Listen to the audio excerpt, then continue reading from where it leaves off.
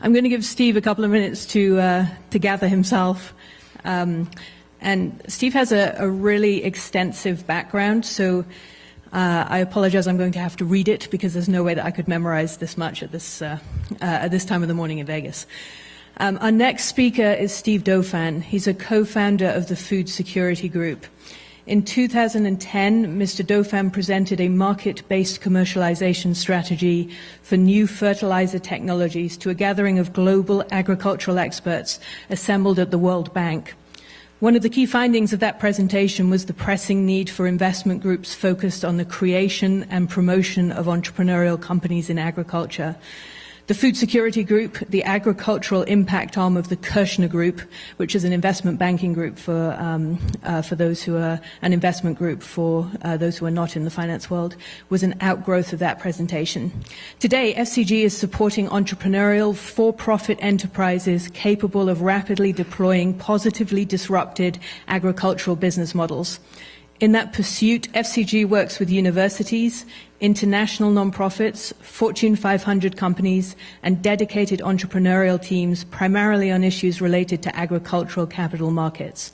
In addition to his work with FCG, Mr. Dauphin is actively investing capital in growth stage opportunities related to energy, water, and agriculture.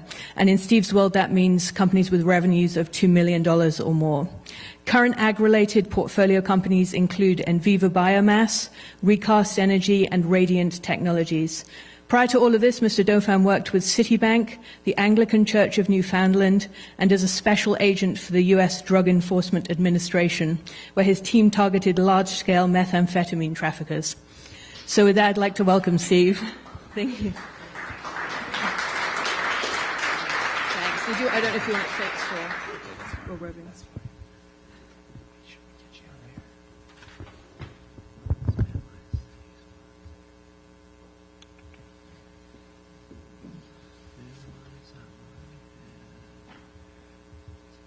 All right. Fantastic. Thank you very much. Okay, great. Thank you very much. It's always tough to be the AV guy. That's the job you'd ever want.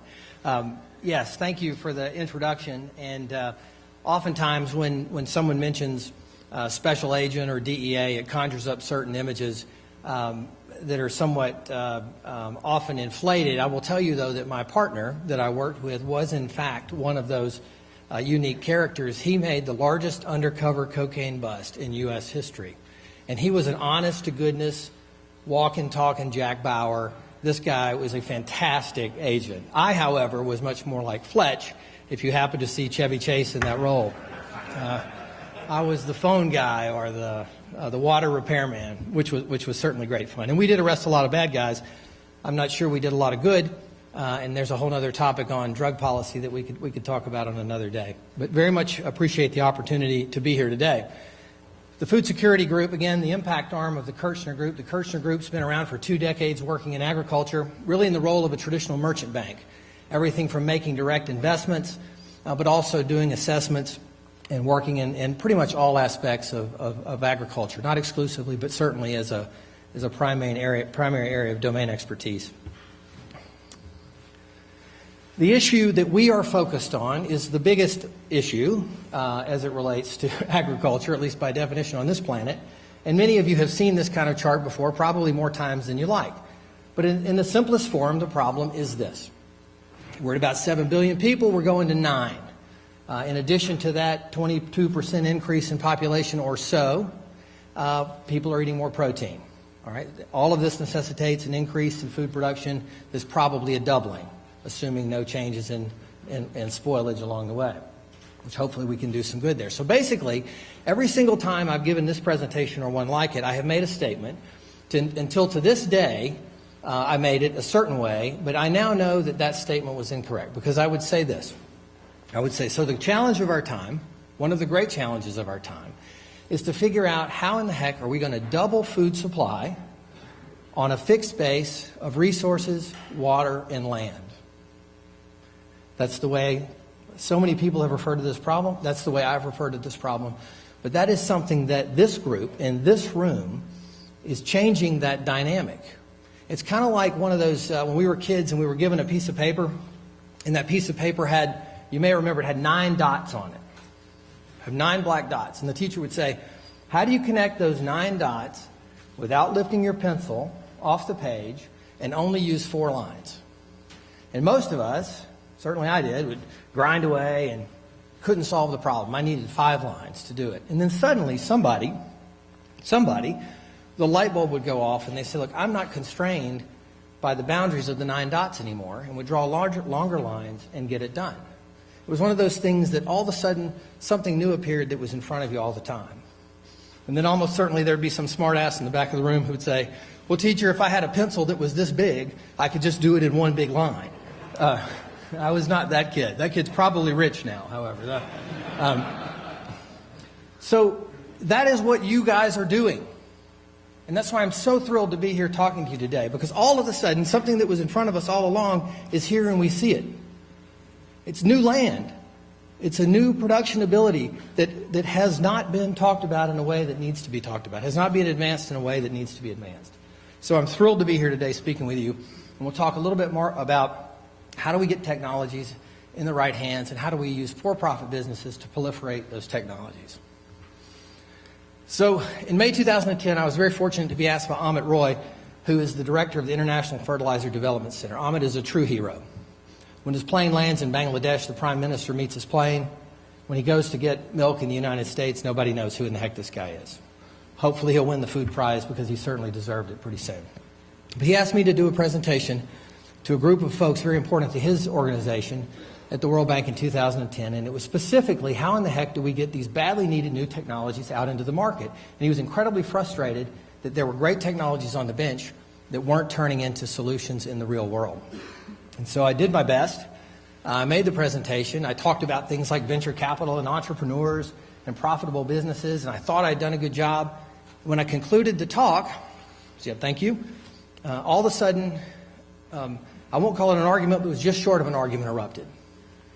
And there were agricultural ministers from around the world on one side of the room, and there were folks from the leading nonprofits that you would know that have been involved in global food security for 30 years on the other side of the room. And then finally, one of the ag ministers, the international ag minister, said, I don't get it. Aren't we just trying to help people? Why all this talk about profitability? And thankfully, for me, one of those organizations that you would know that's been a leader of this said, no, that's exactly what we need to do. The way to proliferate groundbreaking technologies is in the hands of for-profit businesses. If it's not profitable, it's not sustainable. With that, we set about studying the fact that this issue of how do we use technology, money, and entrepreneurs or businesses to proliferate technologies, we studied it, looked for models, examples in the past, and came across this quote, which those of you who are great students of agricultural history will know this name, but I certainly did not.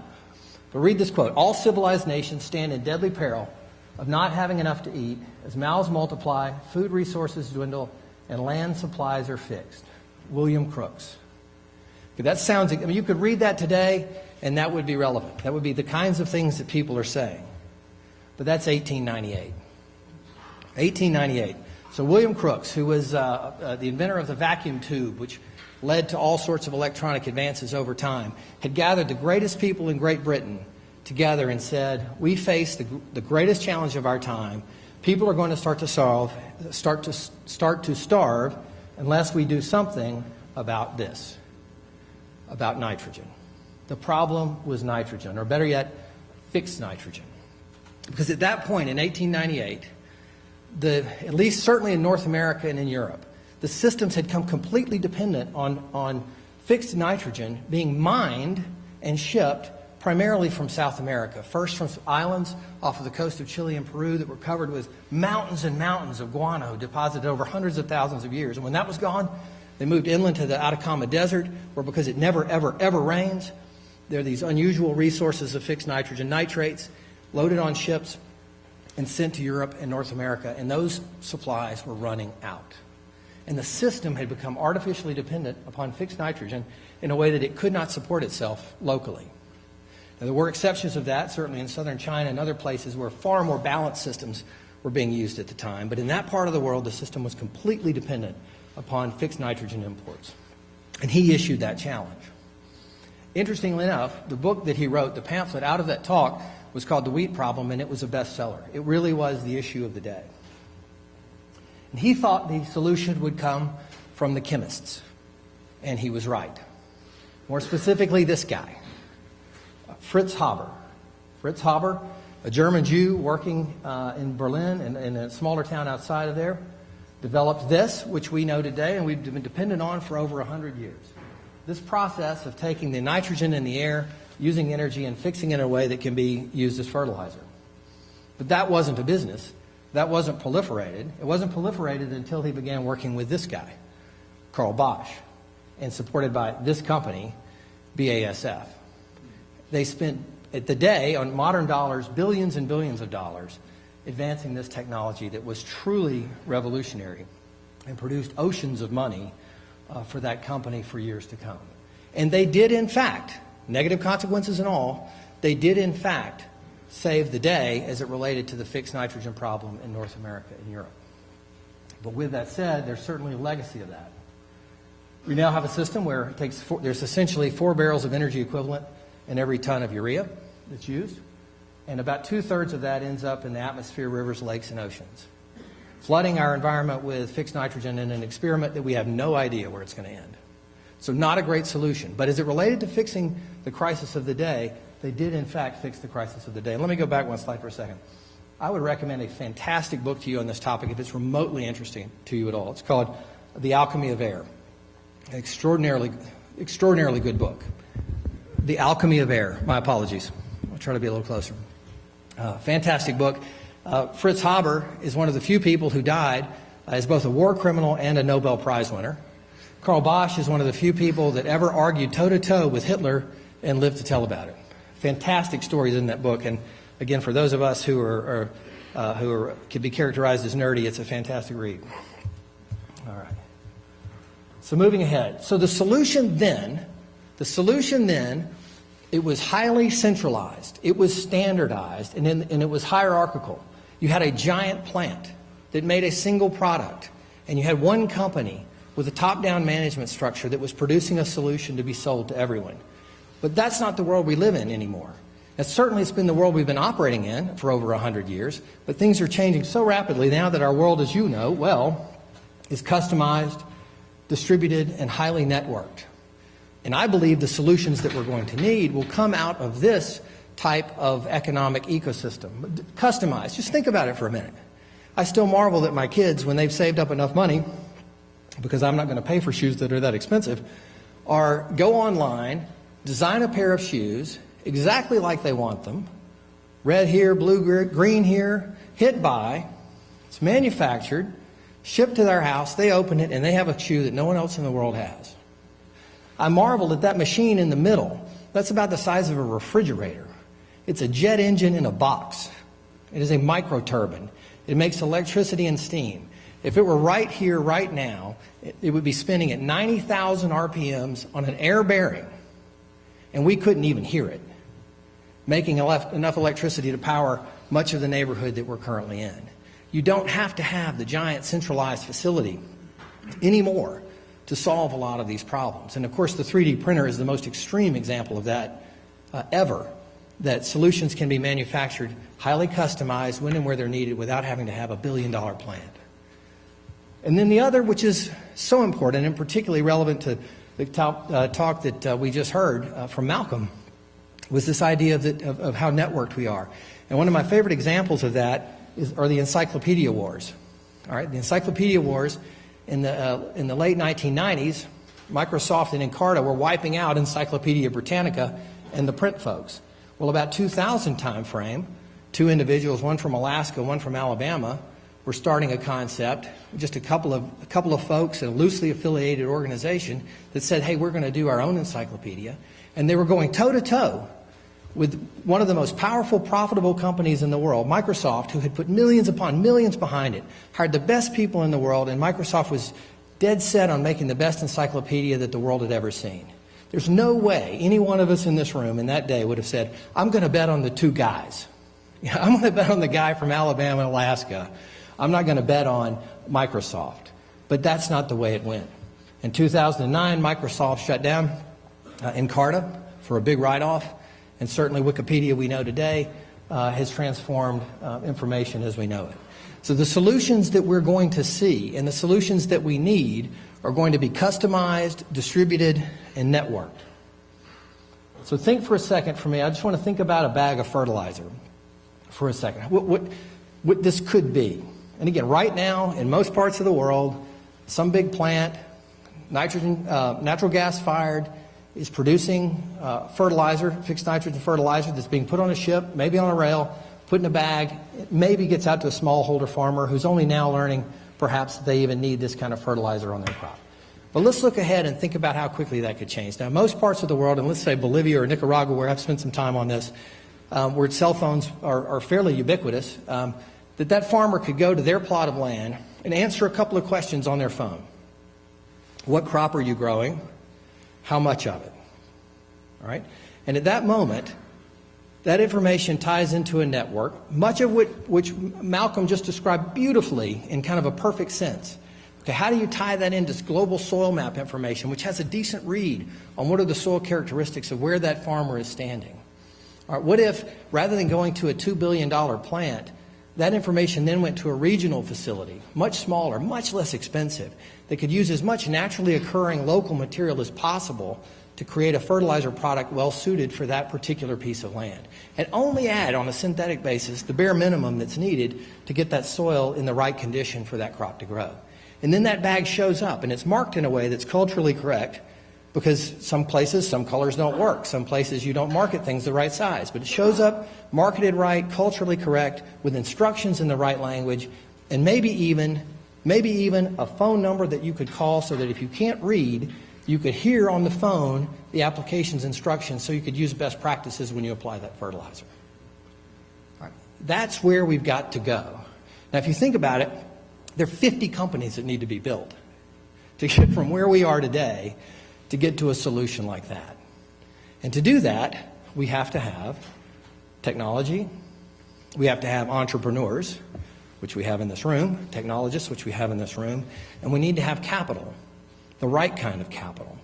And that's where our group has been focused, or what are the capital market dynamics around this issue? There are folks that have been working on this far longer than us.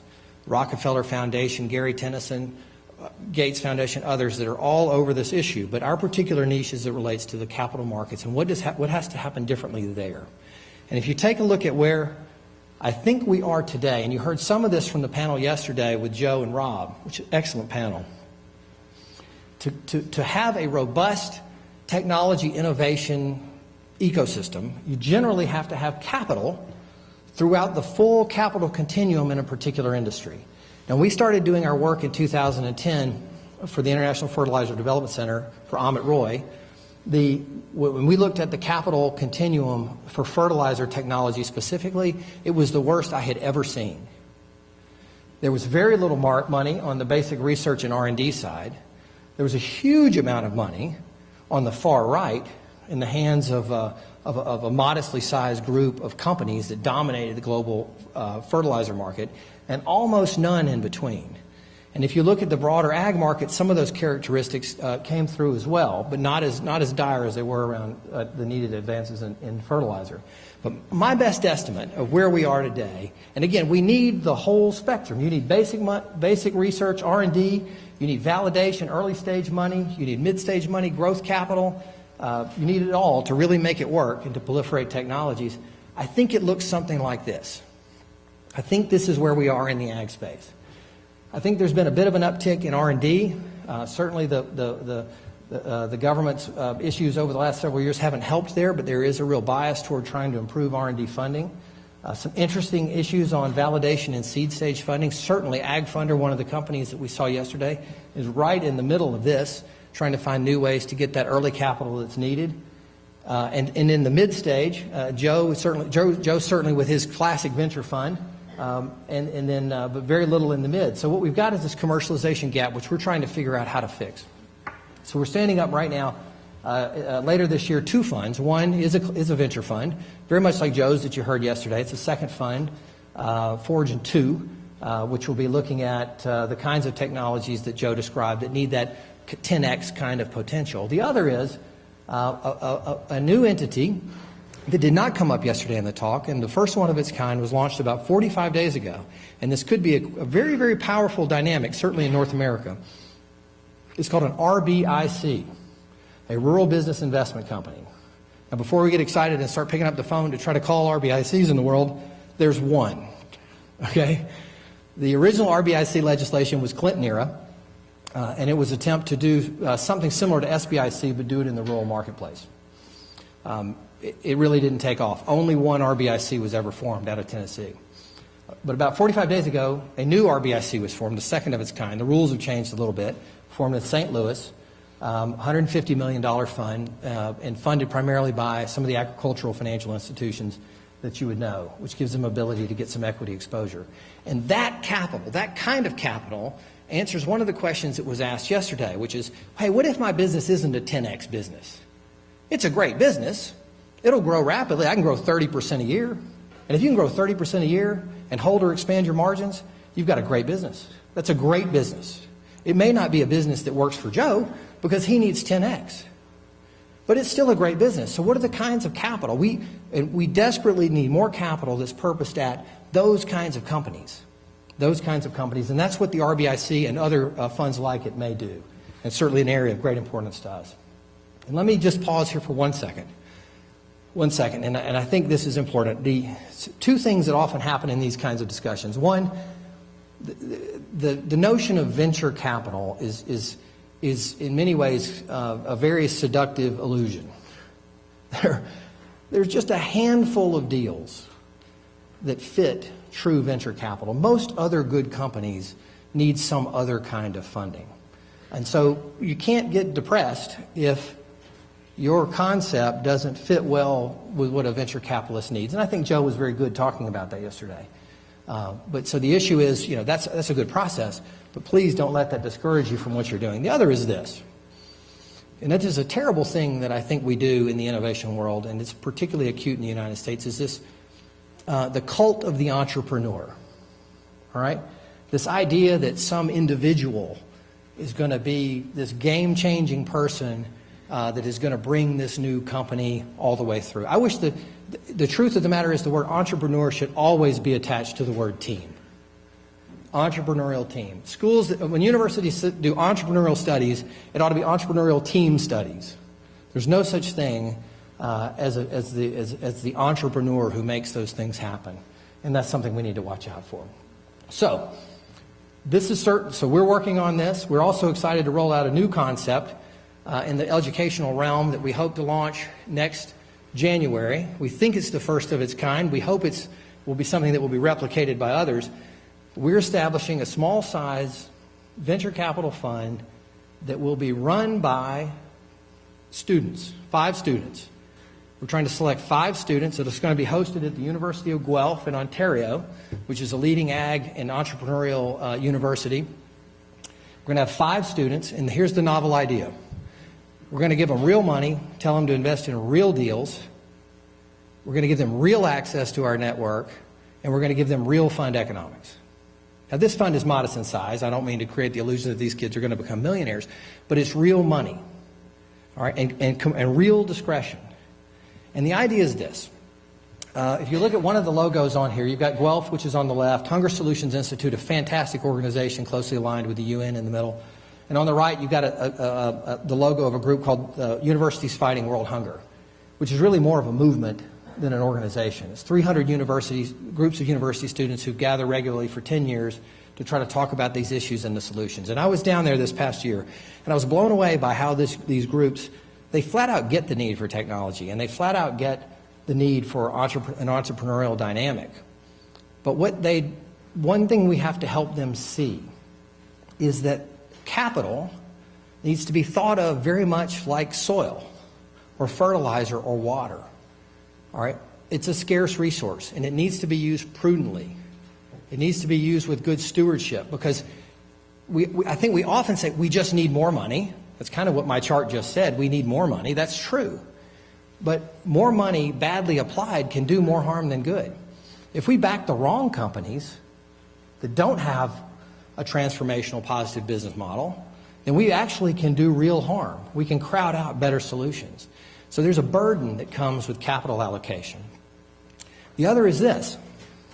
If you mess up, if you've got a group that cares about this issue and says, I want to put $20 million to work on this issue to try to find the best companies and help them grow, to be profitable for-profit businesses, and you get it wrong, you've kind of hurt the cause, right? So what we're trying to do in a very modest way is to take these incredibly talented individuals whose heart, and they're brilliant, and they get it, and they're networked, and they get distributed, they get all of it. They're off the charts. They're just unbelievably talented, committed individuals who are going to do great stuff. But what we're trying to get them to do is to think about capital in that way, which hopefully will make them better entrepreneurs, which will hopefully make them better stewards of capital going forward with their companies. So we're excited to be rolling that out. So it really gets to, I guess, the last question for this group.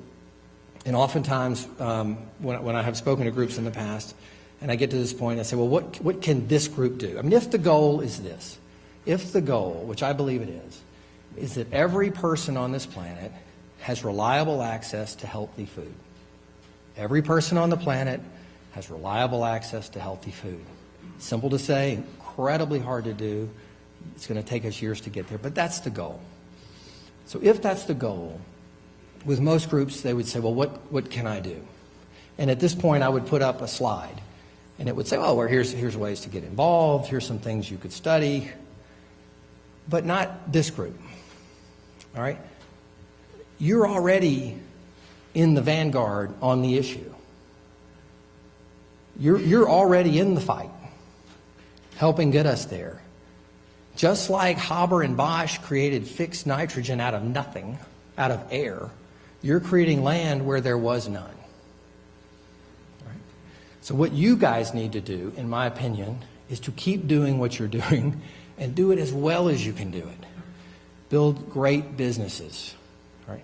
Build great models, great products, great cultures that are built on ethical treatment, ethical business practices, and grow them as quickly as you can prudently grow them.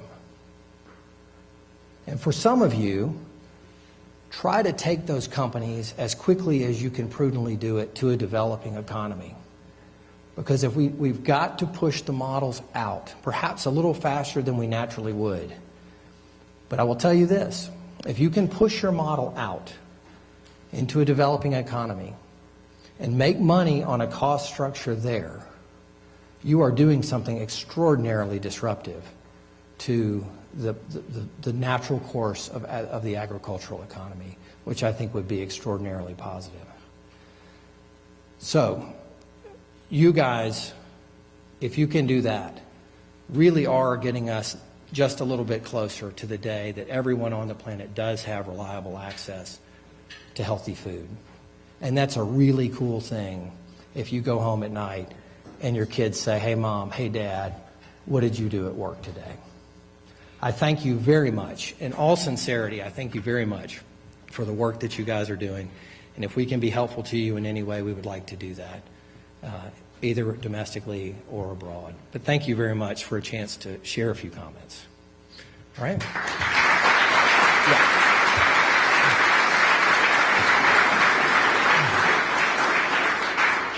So I guess we've got a few minutes for a couple of questions. Please don't make them about nematodes. I will fail the test.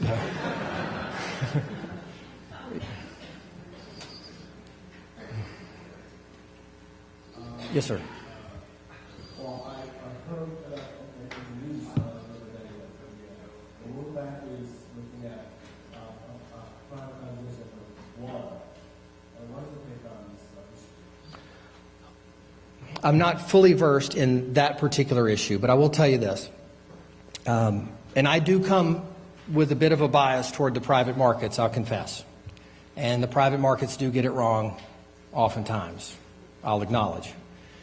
But there's a gentleman who runs the Borlaug Institute at Texas A&M, Dr. Ed Price.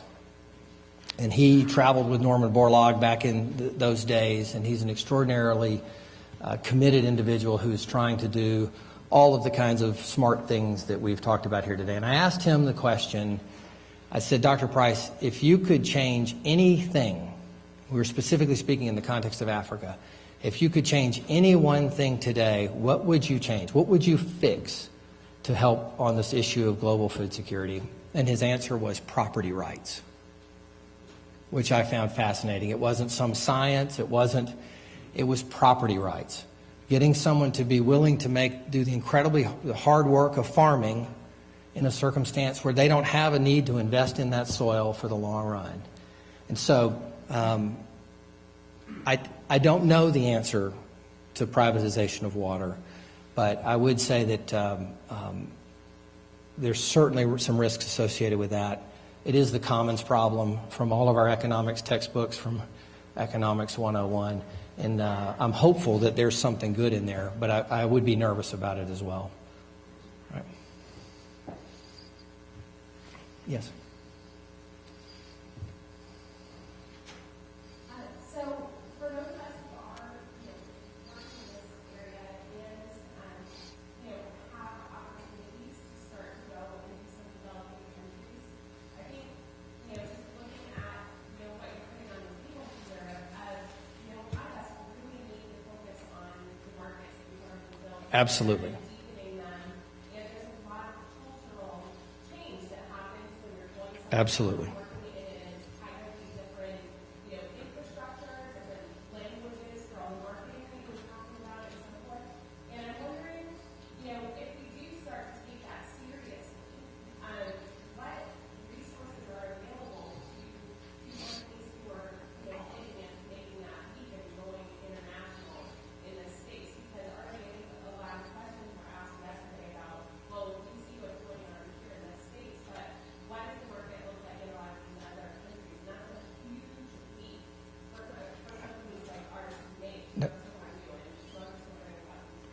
It's a great question. It's the right question.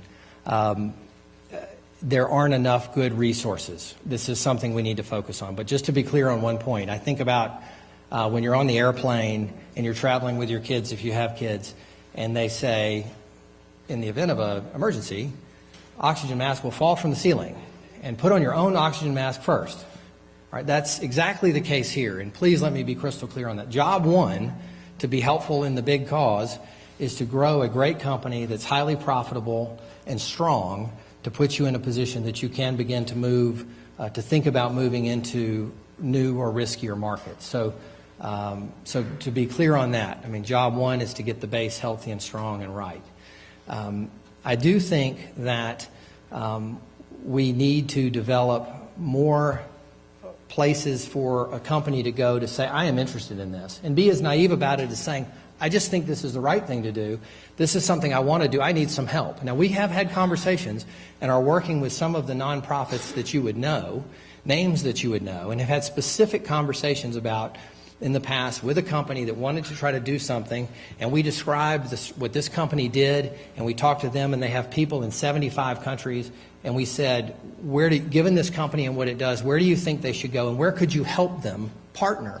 Where's a place where you could say that the person that they're dealing with on the other side is an honest, reputable partner with whom you can do business, and that the legal structure is such that you can actually do business? And in that particular case, they said, well, we need to go to Nepal. I would have never thought of that. But we do need to, and I would suggest, reach out to me directly at foodsecurity.group.com. I can't promise you that I have the answer to your question specifically of where to go next and with whom to partner, or even to start to try to have that conversation. But I will pledge to you that I'll do everything that I can to help you get to that party or try to get that information. It is maybe Ag Funder that we talked about yesterday, which is going to become a portal for these kinds of things, can become the kind of place where someone could go for that information. USAID also has some resources as well. And would you have those available? Do you have a link we could point them to? Okay. Yes, sir.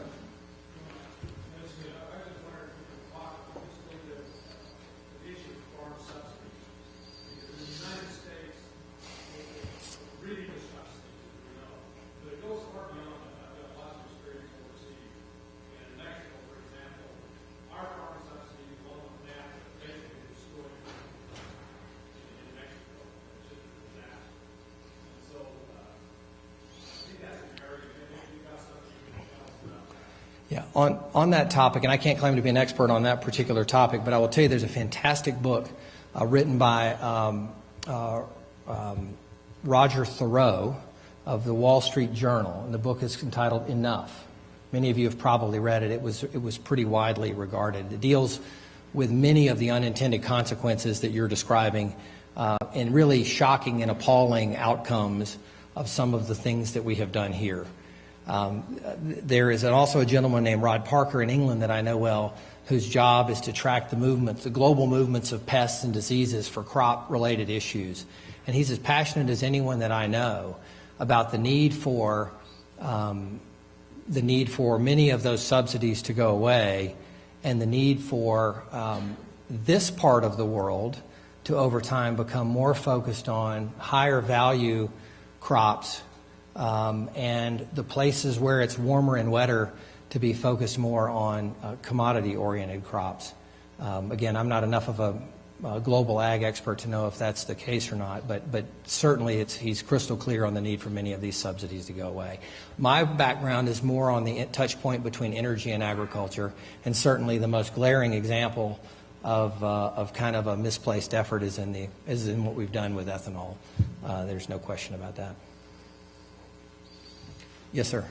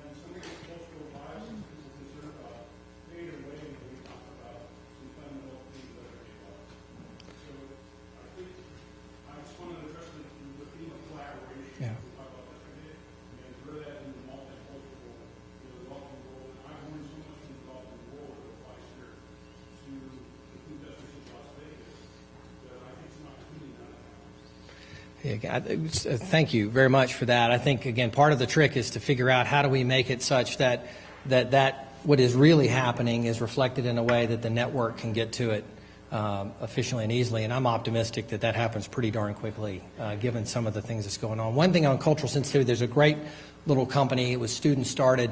It's called the Lucky Iron Fish.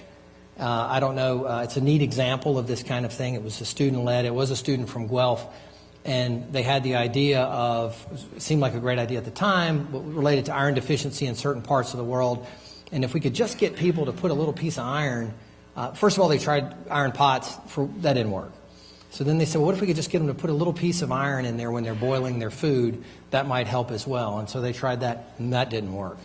Part of it was because culturally, people absolutely weren't going to put this foreign object into their pot of cooking food.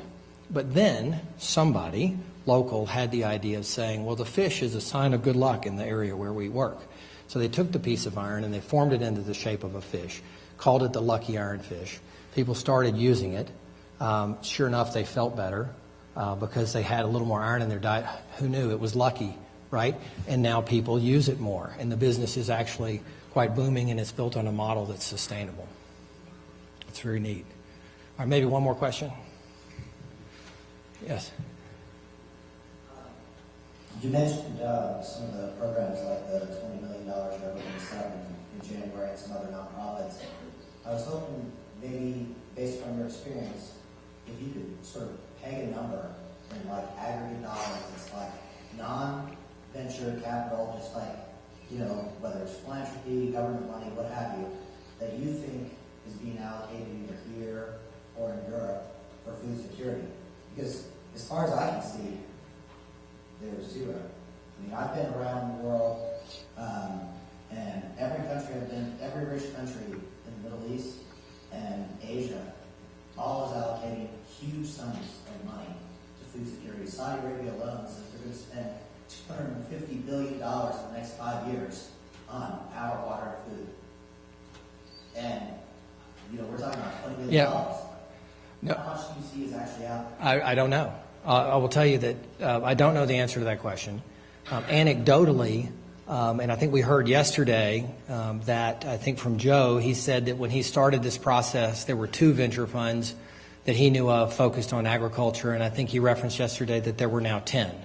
Now, do there need to be 50 or 100? Maybe. But certainly 2 to 10 is a good improvement. So I think some of the family office groups and some others are certainly moving in that direction at a rapid rate, but I cannot tell you with any confidence at all, is that approaching anywhere near enough? I do know this, the gap for the kind of company that I described before that is in, and this is perhaps true in urban, although I haven't studied it in urban as much in rural, but the capital that is needed to grow good businesses in agriculture that are not venture deals is incredibly scarce. And I do think of some of the more kind of acute issues that aren't sexy venture-backed deals, that is a real problem. So I wish I knew that answer, but I don't. I'm sorry. So again, thank you very much. Again, good work what you're doing.